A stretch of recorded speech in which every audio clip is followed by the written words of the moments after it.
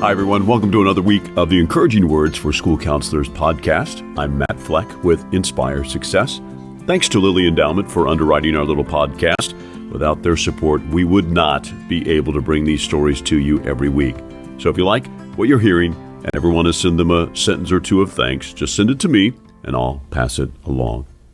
Speaking of notes, we're in the middle of our Sharing Thanks series this month, featuring stories from counselors about a letter or a note from a student that was particularly memorable to them. Rachel Stroop of Lakeland Senior High School sent us a beautiful note from a student we'll call Angela. The note came years after Angela left school, but it referenced the time she spent with her counselor. She came in as a freshman and was very reserved, very quiet, sometimes wouldn't talk very much at all. But as we continued our friendship through those 4 years, she became much more self-assured. She had been sexually abused by a family member when she was younger. Parents did not believe her. Family member ended up committing suicide, dying by suicide. So she had a lot on her shoulders. Of course, situations like these are so overwhelming for students that often the best thing you can do is simply listen and be present. We just did a lot of talking, a lot of healing, gave her a lot of suggestions as to things that she could do. And I hadn't really heard from her since she'd graduated till I got that letter. And I've had a contact since that letter as well. And she's now married and has one little boy and is pregnant with a second and just doing exceptionally well. Rachel says the student's relationship with her parents has also improved dramatically over the years. It was a joy to get to know this young woman and help her in her healing. I asked Rachel, was there anything special you did or a particular technique you used? Probably not. I listened. I gave her time to be herself.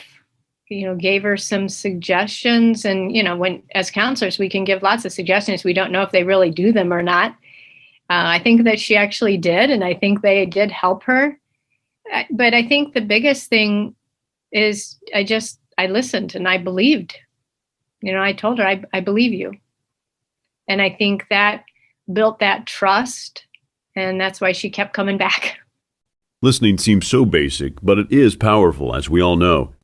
Rachel has a poster in her office called Listen, Just Listen, which says, among other things, if I ask you to listen, will you listen with your heart, not with logic?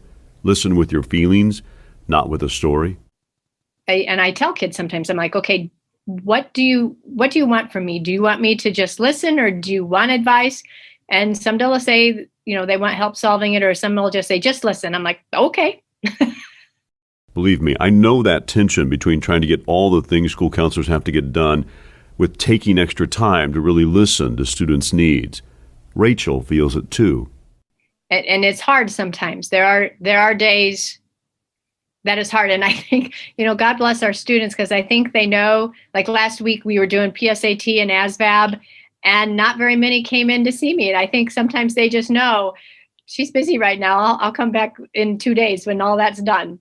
So, I do appreciate our students tremendously. But it's always amazing, too, when you're talking to a student and the phone rings and they'll say, you can answer that. And I say, no, you're more important right now than that phone call. They'll leave a message and they're like, oh, you don't answer the phone?